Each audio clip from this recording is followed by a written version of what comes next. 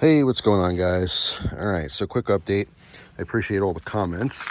So obviously these two pieces are set up far apart. I don't know how.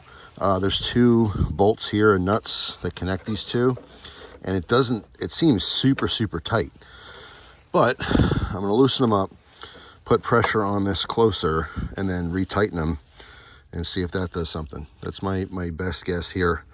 So I'll be back. I'll let you know if that helped. Grab some sockets. We'll see what fits. All right. Well, that seemed to have fixed it. How simple is that?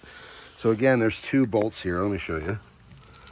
All right. Originally, I tugged on this to see. I mean, it was super tight. I'm not sure what happened. Just with the years of age I have on this, it just, I guess, separated enough where it's still tight, but it just wasn't making that connection. Now it's obviously closer. All right. So seems to work fine now, because this coil obviously needs to be deep enough into these channels to be able to move it.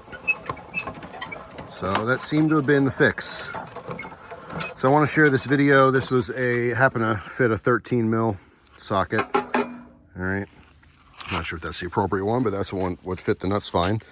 So if you're having a problem where you have a manual chute, and so many of these snowblowers now have automatic, you know, you push a button or use a joystick to move it around. I don't mind the manual one. This is a cheaper model at the time, so I saved money by having to crank it a couple times.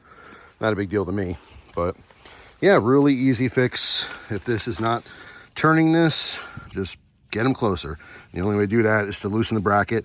And I had to put pressure against here, holding it while I tightened everything up, and that seemed to work. So thanks for all the suggestions.